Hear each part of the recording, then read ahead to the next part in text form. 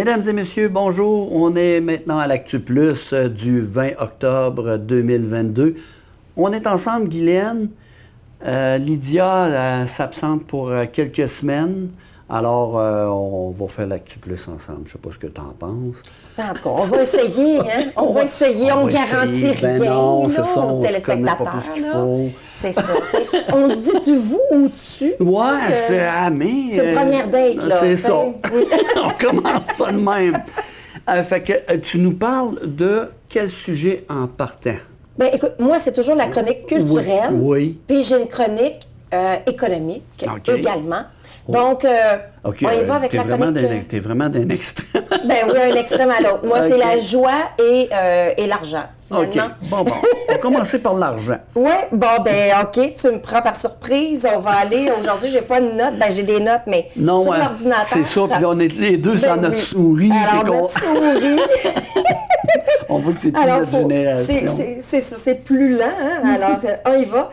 Donc, sur le côté économique, Christian, oui. déjà première date, j'allais oublier ton nom. OK, ça sent bien, ça. Alors, côté économique, bien, écoute, il y a une bonne nouvelle. Le Centre local de développement de Rouyn-Noranda annonce le lancement officiel d'un nouvel outil de financement destiné à aider les entrepreneurs à réaliser leurs projets. Okay. Ça, c'est intéressant.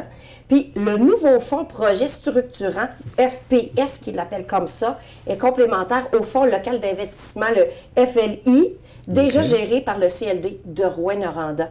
Puis en combinant les deux produits, bien, les entrepreneurs peuvent s'attendre à avoir accès à une somme, à un soutien financier pouvant aller jusqu'à 175 000 quand même. Donc, intéressant pour la relance économique. Bien, je comprends. Non, oui, si on a du monde, parce que là, il manque. Avec la pénurie de main-d'œuvre qu'il y a, c'est beau avoir les fonds pour pouvoir démarrer ou relancer son entreprise. Sauf que s'il te manque déjà des gens d'abord pour travailler avec toi, c'est un peu difficile à faire sa relance économique là, en ce moment. Oui. Prochain sujet, on suit, c'est vraiment complètement l'opposé. Je te parle des nuits, la nuit des sans-abri, qui va avoir lieu le 21 octobre prochain. C'est assez... on est c'est dedans. là, c'est demain. Là. C'est ça, alors on est dedans. La nuit des sans-abri, c'est la 2e édition quand même. Il va y avoir, avant ça, il va y avoir une marche qui va se faire en ville et les gens vont pouvoir dessiner sur des bouts de trottoir, des choses. Ah oui? Alors, quelque chose... C'est vraiment un appui, quelque chose, comment tu appelles ça? Une idée pour vraiment faire comprendre que la misère n'existe pas juste à Montréal. Les sans-abri, il y en a également dans la région, même à Amos, même dans la MRC. Alors, on voit que la misère existe. Alors, je pense que le MRAR, Raphaël Connelly, si je me souviens, qui organise ça avec les noms, je ne retiens pas les noms. C'est ça mon âge. On ne retient plus les noms. Mais quand même. Alors, c'est... c'est pourquoi je... Non, c'est ça. C'est le 21 octobre de 16h à minuit. C'est au parc de la cathédrale d'Amos. Fait que dans le fond, ce qu'ils veulent, c'est sensibiliser les gens à cette cause. C'est le mot que je cherchais, sensibiliser, c'est ça. C'est ça, exactement. Bon, fantastique. Alors, est-ce que les gens vont être nourris? Tu sais, c'est quand même de 16h à minuit. Est-ce qu'il y a un repas sur place? Ils n'en disent pas plus. J'avoue que je ne sais pas. Il va y avoir des feux de camp.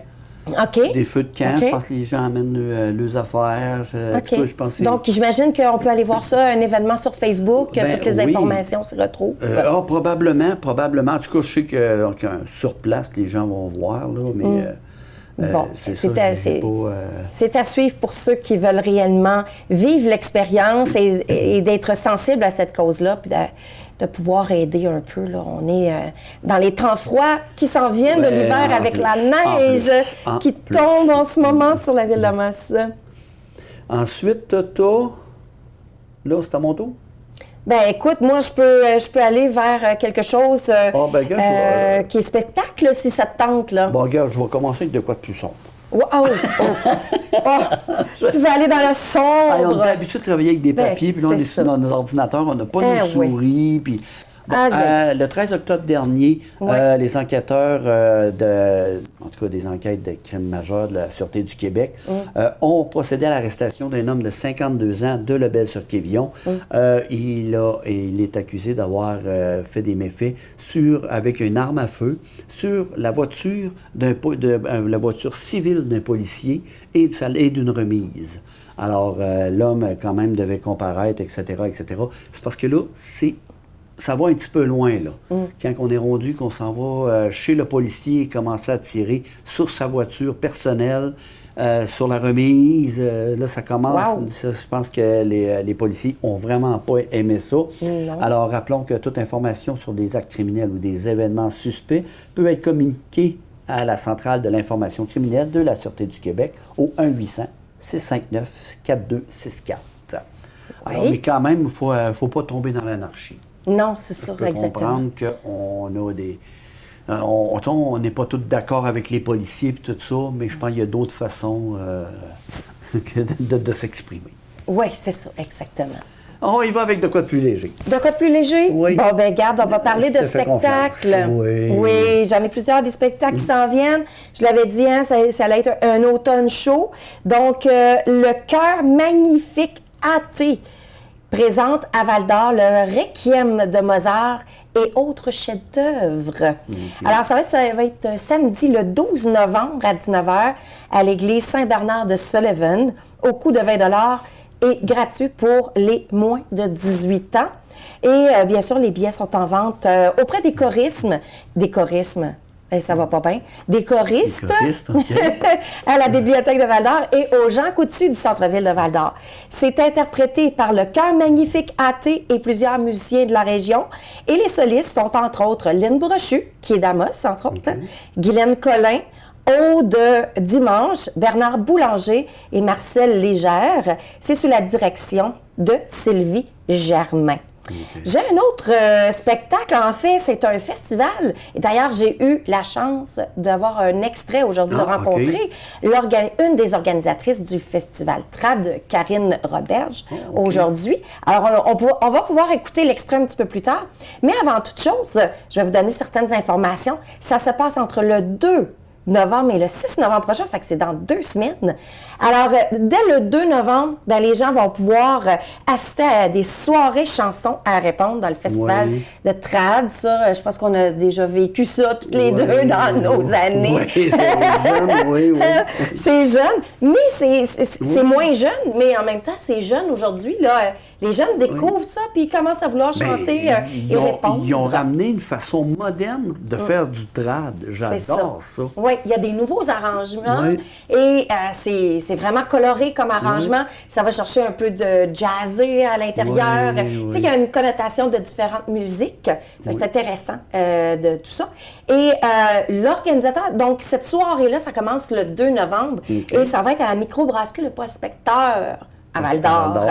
Et ça termine dimanche, le 6 novembre, mais samedi soir, c'est le grand spectacle qui termine avec qui? La bottine souriante.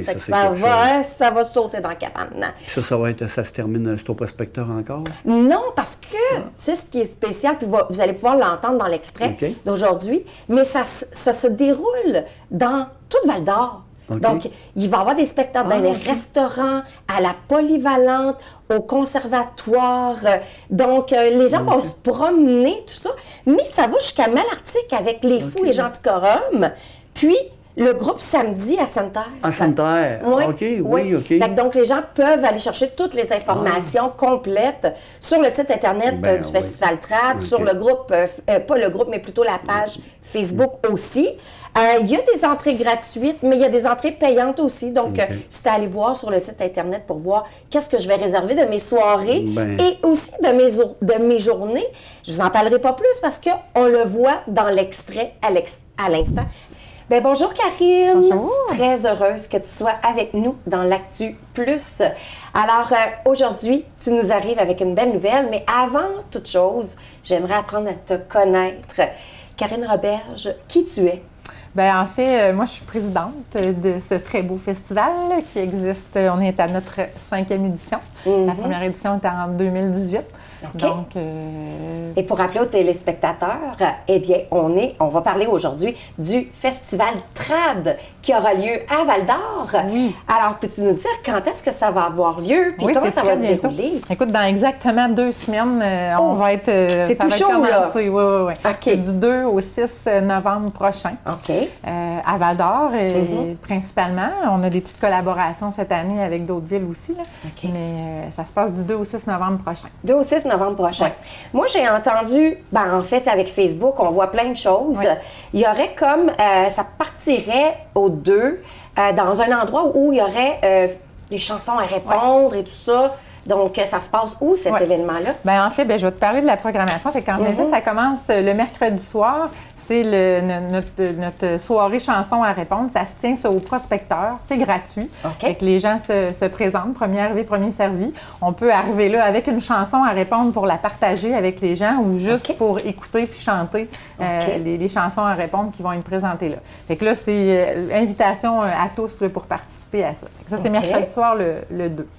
Le jeudi, ben là, les soirées de spectacle commencent. Alors, c'est le jeudi soir, c'est à la Polyvalente, le Carrefour. C'est presque toujours là que ça se passe, les spectacles. Mais puis, cette année, en première partie, on a Élixir de Gumbo, qui est un groupe en partie de la région, avec des gens aussi de l'extérieur. OK. Puis, on a Mélissandre Électro-Trad. Fait que le jeudi, c'est notre volet découverte, jeunesse. Alors, on amène, on veut présenter les différentes couleurs de la musique traditionnelle. Fait que tout le long du festival, on peut aller chercher un peu tout ce qui se fait en musique traditionnelle. Ça, c'est le jeudi. Dans l'après-midi, il y a le groupe Mélissandre Électro-Trad qu'on présente aussi à l'école à des jeunes du primaire. Fait qu'ils vont avoir le bonheur de les avoir en primeur, eux autres. Mais ça, c'est juste pour les élèves de la commission scolaire. Est-ce que ça, c'est nouveau de cette année, ça, ou vous avez toujours fait ça? Oui, c'est pour les élèves du primaire en après-midi, c'est nouveau de cette année. Et c'est quoi l'accueil qu'on a par rapport à ça? Parce que... Bien là, c'est plein. Oui, c'est plein? plein. Wow! C'est sold out. Les commissions scolaires ont très bien participé à ça, ont réservé leur place. Qu'est-ce qui les incite à vouloir participer à cet événement-là? Parce que c'est un fait, c'est de la musique traditionnelle, donc on veut faire découvrir ça. Oui, mais je te dirais quand même, c'est nouveau pour le festival, mais historiquement, parce que, on a commencé en 2018, mais avant ça, on faisait des veillées de danse à Val-d'Or. Puis à chaque fois qu'on faisait des veillées de danse, on invitait des artistes, on invitait un choreur, puis on allait aussi dans les écoles pour faire des veillées de danse dans la journée à différents endroits dans les écoles primaires. Je te dirais que les jeunes embarquaient vraiment, vraiment bien. Fait qu'on savait qu'il y avait un engouement pour ça. Tu sais, il n'y a pas d'âge, il n'y a pas de culture, il n'y a pas de styles musicaux. Les gens qui viennent au Festival de musique trad sont toujours enchantés parce qu'il y a quelque chose dans cette musique-là qui fait résonner une fibre, notre petite fibre de Québécois. Puis même si on n'est pas Québécois, ça vient chercher quelque chose de notre culture qui résonne en nous. Moi, ce qui est drôle parce que il y avait la soirée canadienne. T'es encore jeune, là? Oui, non, j'ai vu ça. T'as vu ça, oui? La soirée canadienne, ça passait des années 70, en tout cas, du moins dans mon temps, 70-80. Puis il y avait les calleurs à ce moment-là. Et il y avait des jeunes et des moins jeunes aussi qui participaient à tout ça. Fait que c'était vraiment agréable. Et moi, j'ai été un calleur. Je ne sais pas si tu le sais. Ah ben là? Oui, j'ai été un calleur, mais un calleur inusité. Parce qu'on m'avait demandé, parce que deux de vos musiciens dans le groupe Les Fous, qui est Fabien Demers et Steve Beauchemin, m'avaient demandé à l'époque de l'Abitibi-Purlaine d'aller avec eux dans le Festival Vaumont du Québec en France. Et ils m'avaient demandé d'aller enseigner les danses folkloriques québécoises. Moi, j'avais déjà dansé ça étant jeune. Sauf que de caller, c'est un art. C'est un art, en effet. C'est un art. En effet. Alors, j'ai appris le tout en 2 mois à caller, à créer toutes les chorégraphies et à enseigner en France aux Français, justement, ces danses-là et faire le festival avec eux et les montrer sur scène. Alors, ça me fait penser tellement à ça. Tu me ramènes dans ce souvenir-là. C'est très, très agréable. Donc, il y a vraiment une masse ici. Les gens aiment encore cet aspect-là de découvrir. Oui, en fait, puis c'était ça la mission du festival. On voulait ramener ça en Abitibi parce que, écoute, il y a quand même 33 festivals au Québec de musique traditionnelle. 33 quand même au Québec. C'est énorme. Oui, puis tu sais, c'est une musique qui est très vivante dans la Naudière, dans l'Estrie, à Québec, tout ça. Mais en Abitibi, c'était pas mal enterré. Nous, on avait le désir de... Puis pourtant, on savait qu'il y avait un potentiel de violonneux quelque part caché dans leur sous-sol. Fait que c'est un peu de là que c'était parti de faire revivre ça en Abitibi pour ramener ça parce que nous, quand on allait dans d'autres festivals de musique traditionnelle, ce qu'on aimait, c'était vraiment ce côté inclusif, rassembleur de cette musique-là, le côté festif. Puis on disait, mon Dieu, ça nous ressemble, ça, ici, en Abitibi, qui on est, cette chaleur-là, ce côté festif. Alors, pour nous, c'était important de ramener ça puis de refaire vivre ça en Abitibi. Fait que ça, on est bien fiers de ça. Puis d'aller chercher, justement, tous les groupes d'âge, parce que ça résonne en nous, peu importe. C'est ça, on a le goût de danser, on tape du pied, là. Quand je suis allée au lancement de l'album de Les Fous, on tape du pied, tu as le goût de te lever, tu as le goût de danser, tu as le goût de t'énerver finalement. C'est pour ça que, tu sais, ça se passe à la Polyvalente, mais c'est pas dans une salle assis. OK? Non. En fait, il y a des places assis, mais il y a des places debout, il y a des places semi-assis. Parce que, justement, cette musique-là, tu n'as pas le goût de rester juste assis. Tu as le goût de te lever, taper du pied, taper des mains. Alors, c'est vraiment cette énergie-là qu'on peut retrouver dans chacun des spectacles. Wow! Donc, là, on a parlé du jeudi. Oui. Vendredi, qu'est-ce qui va se passer? Puis, aussi, une autre petite surprise, en fait, tous les soirs, le jeudi aussi, il y a des shows cachés. Ça, c'est une nouvelle activité de cette édition-là. Fait que le jeudi, vendredi, à 4h30, il y a un show caché. Ça va être annoncé à 4h sur notre page Facebook. C'est une activité qui est gratuite. Les gens doivent juste être témoins de cette information-là sur Facebook et se rendre à l'endroit qui va être annoncé. Fait que ça, c'est une courte performance là, de 20-30 minutes dans un lieu de Val-d'Or. Est-ce qu'on va avoir un petit show caché, une belle surprise. Donc, il ne sera pas à la Polyvalente, qui va être ailleurs. Non, ça, c'est ailleurs dans la ville. En fait aussi, on envahit un peu la ville de plein de façons. Justement, le vendredi, pour en revenir au vendredi, le midi, dans 3 restaurants, le Balthazar, le Saint-Hubert, la Cage au Sport. On a aussi des groupes qui vont aller faire une courte performance. Fait que si vous voulez aller dîner dans ces endroits-là, puis vous imprégner un peu de musique traditionnelle et voir ce qui nous attend pendant la semaine, c'est une belle occasion. Puis aussi, c'est gratuit en fait, sur l'heure du midi. Ensuite de ça, le vendredi soir, là, on a encore 2 groupes. Il y a le groupe Genticorum et le groupe De temps en temps. Alors, c'est 2 groupes phares de la musique traditionnelle qu'on a le plaisir de présenter cette année à Val-d'Or. Fait que ça, c'est le vendredi soir. Puis aussi, je ne l'ai pas dit aussi pour le jeudi, mais à toutes les fins de spectacle, il y a le fameux jam. Ça, le jam, c'est comme un prolongement aussi du spectacle. Fait que les gens sont invités à rester pour les jams. Ce que c'est un jam, en fait, c'est qu'à la fin du spectacle, il y a plein de musiciens qui sortent un peu partout de la salle avec leur instrument de musique.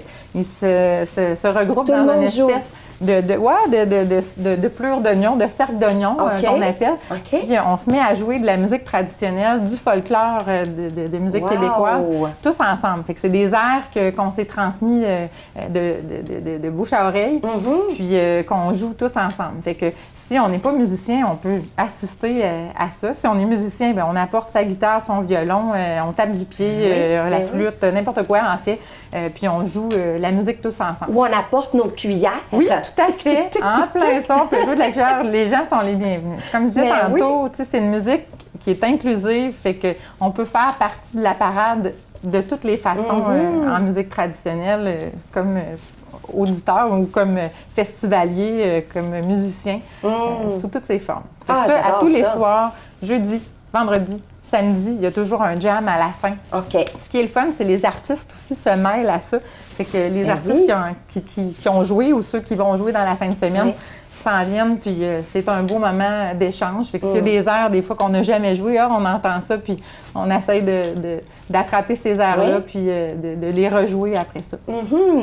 Et le samedi, qu'est-ce qu'on a? Oui, le samedi, là, c'est une grosse journée parce que ça fait 5 ans qu'on fait ça, c'est la 5e année qu'on fait ça. Il y a plein d'ateliers, toute la journée. Si on veut s'initier à la musique traditionnelle, si on en joue déjà, Il y a plein d'ateliers tout le matin, l'après-midi, en violon débutant, à violon avancé, guitare débutant, guitare avancée. Il y a des ateliers de gigue débutant, avancé. Il y a des ateliers d'harmonica, de podorythmie, d'os. Il y a un atelier de danse familiale, justement, si on veut apprendre les rudiments de danse calée. Il va y avoir un caleur dans l'après-midi qui va faire cette danse-là. Parce que cette année, c'est ça. Les 2 premières années, on avait la fameuse veillée de danse le samedi soir. Là, avec la pandémie, tout ça, on a dû revoir ça. Puis cette année, on aurait pu revenir avec la veillée de danse, mais on a fait une belle annonce au lancement. Elle n'aura pas lieu pendant le festival, la fameuse veillée de danse du samedi soir. C'est un spectacle qu'on présente le samedi soir. Mais la veillée de danse a été annoncée pour le 30 décembre. Alors, c'est la veillée de l'avant-veille qui a été annoncée. C'est intéressant. Oui, ça va être aussi à la Polyvalente. Le Carrefour, puis les billets sont en vente à partir du festival pour cette belle soirée-là. Wow! Ouais. Donc, ça va être de quelle heure à quelle heure? Bien, en fait, la veillée de danse, le 30, c'est de 8h à minuit. De 8h là, il y a un caleur, OK. le groupe Racine Carré va être là pour jouer de la musique. Puis même si on ne sait pas danser, ça, c'est pas grave. Hein? Mais parce que, comme tu facile, le caleur oui. va décrire la danse. Puis les gens vont être amenés à faire les pas qui sont habituellement quand même... C'est pas trop compliqué, là, c'est une séquence de mouvements. Puis c'est vraiment agréable. Hein? Tout le monde a bien du plaisir. On a du plaisir. Et puis tout le monde qui a la grippe, il se redonne la grippe. C'est pour ça qu'on on a dû revoir ça dans les 2 dernières années. Mais ça. Là, en tout cas, tout le monde est vacciné ou presque. Là, ça devrait être une belle soirée. Mais écoute, ça va être chaud, puis ça va être un beau temps du jour de l'an. C'est de quoi de commencer le temps du jour de l'an là, avec des soirées canadiennes comme on a déjà vécu. Du moins, moi, quand j'étais enfant, c'était que ça. Alors, dans une famille de musiciens, on faisait des soirées canadiennes comme ça. C'est vrai, ça rappelle souvent des souvenirs. Puis même les gens qui n'ont jamais vécu ça, on dirait que ça vient chercher quelque chose qu'on ne sait pas qui existait. Mais oui. Il n'y a pas grand monde qui est indifférent à ce genre de soirée-là. Exactement. C'est tellement convivial. Puis il n'y a pas de jugement non plus. Là. Puis justement, souvent les gens disent « je ne sais pas danser. C'est pas grave, pas besoin de savoir danser. Ça, c'est des mouvements tout simples qu'on fait tous ensemble en rigolant. » Fait que c'est vraiment le fun. Est-ce que c'est un festival qui attire du tourisme de l'extérieur de l'Abitibi? Ben oui, c'est drôle parce que justement, on a aussi fait un appel à tous nos bénévoles parce qu'il y a des festivaliers qui aiment ça aller rester chez l'habitant.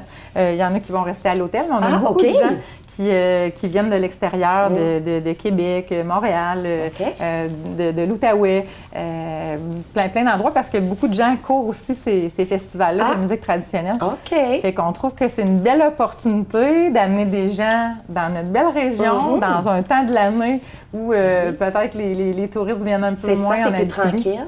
En plein ça. Exact. Ça, c'est agréable. En plus, avec la nouvelle formule pour les enfants, de leur faire découvrir ces traditions-là, parce qu'on s'entend, c'est vraiment des belles traditions qui étaient rassembleuses. Donc, c'est de reprendre le goût à se rassembler, surtout après un post-COVID. On a le goût de se rassembler. Fait que je pense que c'est une bonne façon de le faire avec le Festival Trad. Donc, on rappelle les dates. Oui, bien, puis en fait, j'ai même pas fini mon samedi, là, en fait, parce que le samedi, c'était les ateliers, mais le soir, on a aussi 2 spectacles. On a le groupe Samedi, qui est un groupe de la relève qu'on a présenté dans notre tournée régionale du mois de juin, qui a fait le tour de la région. Puis on a la bottine souriante. La bottine souriante! Ben oui, fait que ça, c'est notre groupe du samedi soir. Le samedi aussi, on a un bel atelier dans l'après-midi qui est un café-rencontre avec les artistes. Ça aussi, c'est gratuit. Les gens sont amenés à venir discuter, entendre des anecdotes d'artistes, les entendre jouer des airs de musique aussi. C'est vraiment un beau moment, ça, de partage avec les musiciens. Puis ensuite de ça, on a le dimanche matin. On clôt le festival tout en douceur. On l'a fait l'année passée aussi avec... on a une collaboration avec le Conservatoire. Puis ce spectacle-là a lieu au Conservatoire à 11h le dimanche matin. Puis c'est une belle façon de clore le festival avec... tantôt, je disais qu'on présente un peu tous les styles musicaux autour de la musique traditionnelle. Puis le dimanche matin, ben on finit tout en douceur avec un duo qui nous présente le Nickel Harpa, qui est une espèce de violon ancestral qui date du Moyen Âge. Puis c'est des airs de musique traditionnelle que ce duo-là va jouer, puis c'est vraiment beau. Fait que on peut toujours reconnaître dans la musique traditionnelle, des fois, un peu de classique, un peu de folk, un peu de bluegrass. Et puis là, ben ce dimanche matin-là, si les gens sont amateurs de classique, ben là, on a une espèce de volet traditionnel, classique. Et ça se passe où dimanche? Au conservatoire. Au conservatoire. OK. Donc, il n'y a pas de brunch, il faut manger, puis ensuite avant, puis on vient écouter ça tout paisiblement. On termine cette belle fin de semaine de festivités en douceur. Et qui sont tous les organisateurs autour de ce festival? Parce que là, tu me parles de plusieurs journées qui sont accaparantes, là. Alors, j'imagine que tu n'es pas seule dans cette belle aventure. Oui, c'est ça. On est vraiment un beau comité. On est une dizaine de personnes et c'est un feu roulant toute l'année, là, parce que on travaille... écoute, du moment que le festival... On est déjà en train de travailler même sur l'autre édition. On a des groupes qu'on a déjà contactés. Fait que c'est un feu roulant toute l'année. Fait qu'on a un beau comité parce qu'en effet, ça prend beaucoup d'heures de bénévolat pour amener ça où ça va être du 2 au 6 novembre. Exact. Ouais. Ben moi, j'ai adoré. J'ai juste le goût d'y aller. Ben j'espère. Donc, alors, les dates, c'est du 2 au 6 novembre à différents endroits à Val-d'Or. Donc, on invite les gens à aller sur Facebook. Le Facebook s'appelle Festival de musique trad Val-d'Or. Sinon, on peut aller sur notre site Internet qui est vraiment très, très bien fait, très beau. Et toute la billetterie est là. On peut voir en détail toute l'information que j'ai donnée aujourd'hui parce qu'il y a beaucoup de choses qui se passent, mais tout est indiqué sur notre site. Puis on peut facilement aller réserver nos places pour les différentes activités. Fantastique. Un gros merci. Ben, c'est un rendez-vous. Je vous souhaite un merde. Oui, ben merci. Puis parlez-en. Oui. Parlez-en, puis amenez vos amis, puis vous ne serez pas déçus. Je suis convaincue. Merci beaucoup. Merci. Christian? Oui. On a un autre spectacle.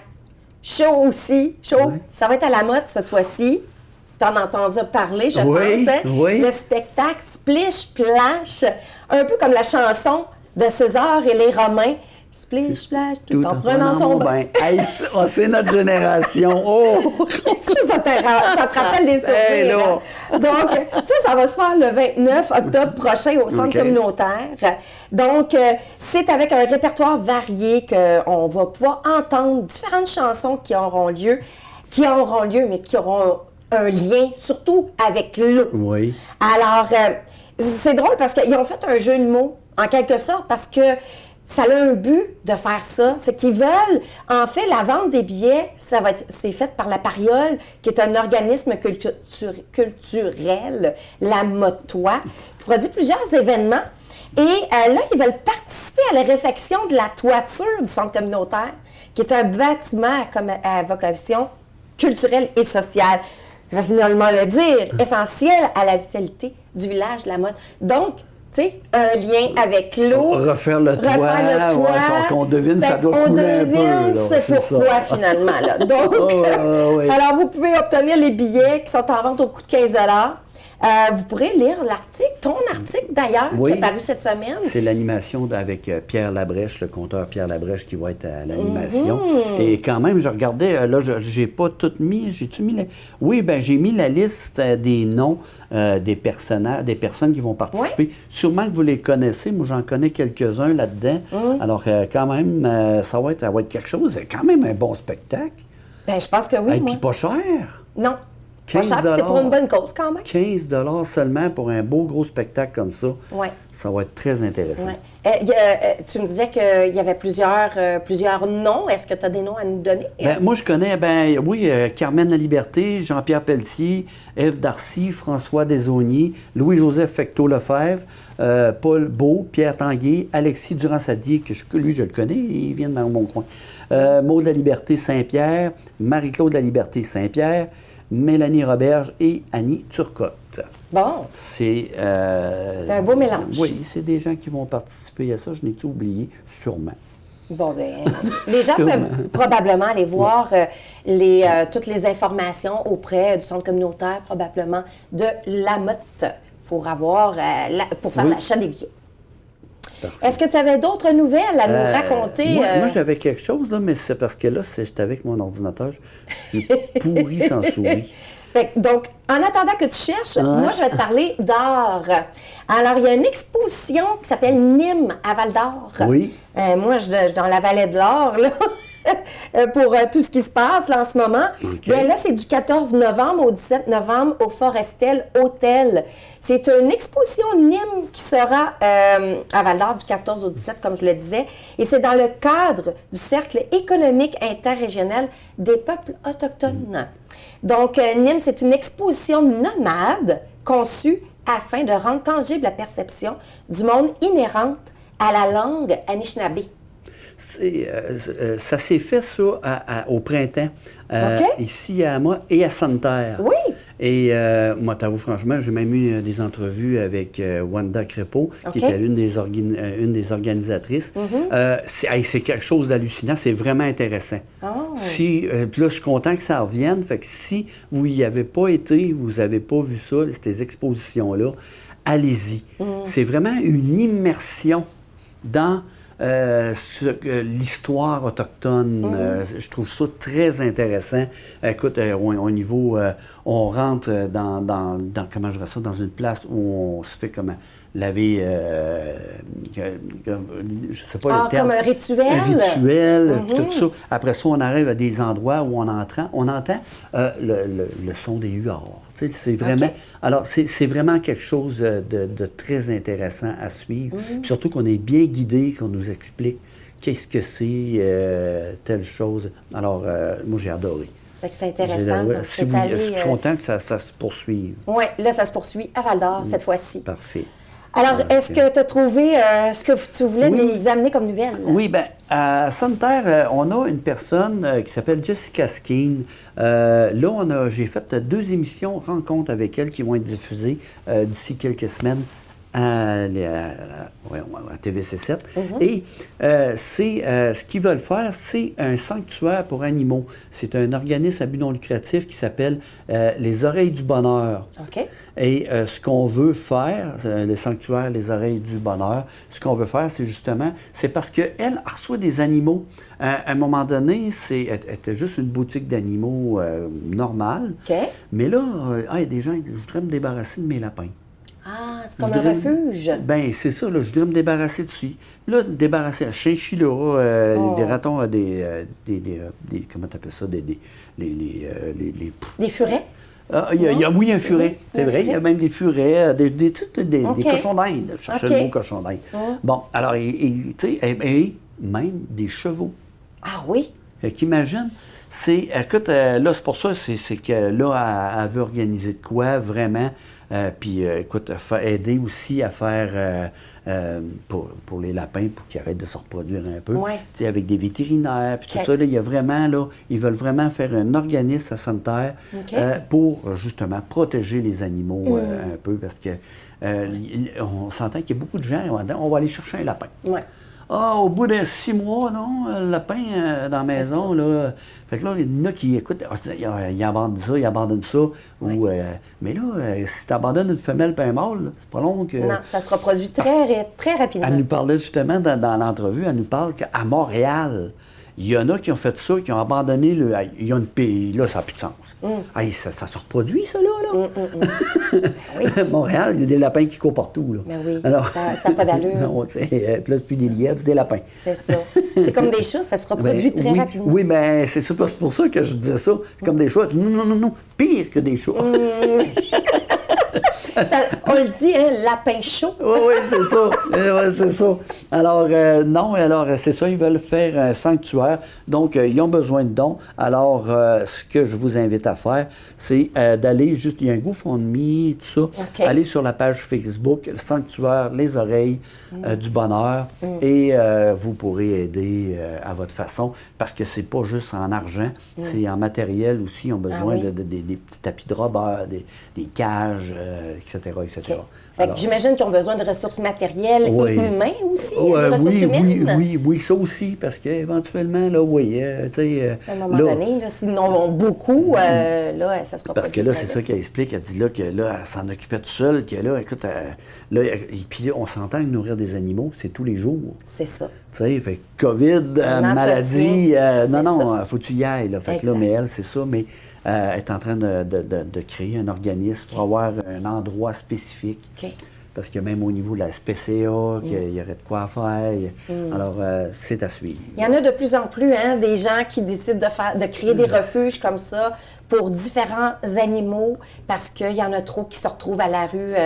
C'est correct. Il y a tellement d'animaux qui se font abandonner que c'en est triste. Bien, c'est ça. C'en est triste. Alors, je suis content qu'il y ait des gens qui s'en préoccupent. Oui, bien, c'est bien ça. Nous, on s'en va dans le domaine plutôt des événements. OK. À la Sarre, en fin de semaine, OK. ceux qui ont le goût. Tu sais, aujourd'hui, on a la neige là, qui est là, qui tombe. Ça peut être féerique, mais tu sais, en même temps, au mois d'octobre, c'est moins féerique. Hein? Donc, tu as le goût peut-être de sortir puis d'aller dans le sud. Alors, moi, je vous amène au nord, mais comme si vous étiez dans le sud. Allez danser la danse latine. OK. Salsa, merengue, bachata, cha-cha, etc. Donc, ça se fait samedi soir à la Sarre au Chevalier de Colomb, au coût de 10 $. OK. C'est vraiment pas cher pour aller danser. Alors, donc, si vous voulez... OK, c'est une soirée... Une soirée dansante, tout simplement. Une soirée dansante, mais avec un thème... Latin. Latino. Okay. Oui. Donc, c'est une façon, moi qui aime ce côté-là. Viva la vida loca. Oui. Moi, je suis un ancien professeur de danse. Oui, c'est vrai, c'est vrai. Alors, j'irai probablement aller voir, puis je vous en reparlerai de ce côté-là. Un autre, en fait, il y a eu un événement aujourd'hui qui était le déjeuner des médias. Oui. Donc, vous pourrez lire l'article, d'ailleurs, là-dessus que je vais faire. Il y a eu énormément de monde, beaucoup de convives, c'était plein ce matin et les gens, au coût de 25 $, participaient à une bonne cause. Et ça rejoint un peu ta cause, qu'on a parlé des sans-abri. Alors, ça rejoint un peu ça. Alors, ce matin, Médiaté était présent à cette belle cause du déjeuner des médias. Donc, on remercie tout le monde qui ont pu participer à cet événement-là. Parce que ça précède un peu la guignolée des médias qu'il va y avoir d'ici une couple de semaines. Oui, exactement. Un autre événement qui s'en vient, mais on en a parlé depuis quelques semaines, c'est l'Halloween. Est-ce que tu seras costumé? En caméraman. En caméraman? Je vais me promener dans les rues de Sainte-Terre en caméraman. Bon, tu vas aller voir les tout petits et les moins petits. Oui, c'est ça. Les récolter. Non pas des fonds peut-être aussi, mais des bonbons. Alors, eh bien, il y aura le musée de l'horreur. De l'horreur. Avec mon nez bouché, ça sonne entre les deux. Donc, qui est de retour à Amos le 28 octobre. C'est de 16h30 à 21h. Ça se passe au 811 2e Avenue Ouest.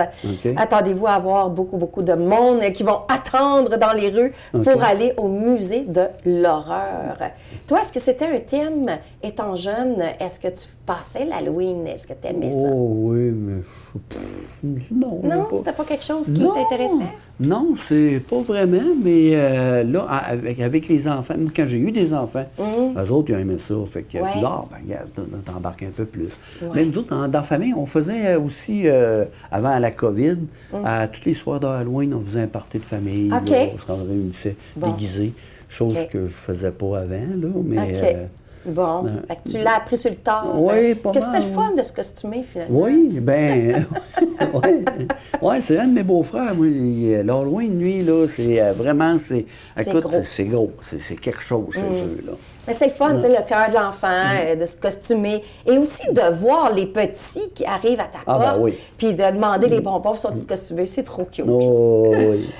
On continue sur le thème de l'Halloween. Bien, pour les tripeux de l'Halloween, OK. eh bien, je vous invite à aller sur un groupe Facebook qui s'appelle les tripeux, justement, de l'Halloween. Et là, si vous avez le goût d'avoir des suggestions pour décorer votre maison, l'intérieur, l'extérieur, créer son propre costume, ses maquillages et tout ça, c'est exceptionnel, ce groupe-là. Ça nous fait triper, justement. Mais il y a du monde qui ont du talent, mais du talent fou, là, et qui ont des super idées de décoration, autant pour se costumer, le maquillage, puis décorer la maison entièrement, là. Donc, allez voir ça sur Facebook, marquez les tripeux d'Halloween, puis vous allez voir plein d'affaires. T'avais-tu d'autres choses à nous raconter avant que je termine sur une note, joyeuse et juste à rappeler, en terminant avec l'Halloween, que ramasser les bonbons, c'est le 28 à Amos, je pense, Barrault et Santerre, je pense que c'est la même date? Oui. OK, parfait. Je sais qu'il y a d'autres dates qui se font, mais regardez avec vos municipalités. Comme la Corne, je pense que c'est une date différente. Ah, OK, mais c'est à voir. Donc, alors, de regarder avec votre municipalité sur la date à laquelle vos enfants pourront passer l'Halloween. Et sur une autre note joyeuse, enfantine, la parade du Père Noël, on le sait, depuis quelque temps, j'en parle. C'est le 26 novembre que le Père Noël va descendre du ciel avec son beau chariot et ça fait des étoiles ou des étoiles. Et là, il y a un mouvement qui s'appelle la Relève d'Amos Région qui est à la recherche de jeunes de 18 à 29 ans pour participer à la construction de chars allégoriques pour le MRAA, qui est le mouvement de la Relève, le MRAR, effectivement, pour faire vivre un moment magique aux enfants. Ce serait le fun d'avoir une parade de Père Noël avec plein de chars allégoriques et surtout que c'est fait durant le soir, à compter de 18 heures. Donc, les chars vont être décorés avec les lumières. C'est très beau. Ça va être magique. Ça va être magique. Donc, vous pouvez contacter Marie-France Petit au 819-732-8739. Alors, avis à tous les intéressés pour participer à ce temps joyeux de l'année. Puis je sais qu'on va en avoir, il y en a une aussi qui va se faire à Santerre, je ne me rappelle pas la date. OK. On va devoir avec la ville de Santerre ou avec les organisateurs.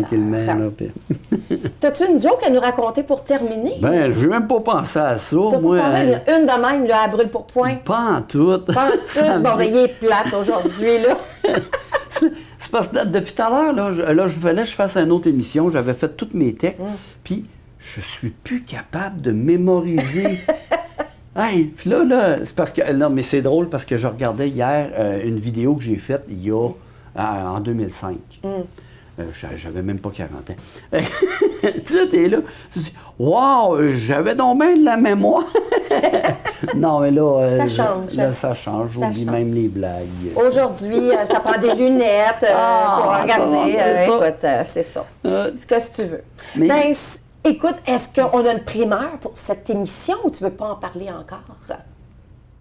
On a-tu une primeur? Ben, c'est une primeur. Je sais pas. Non.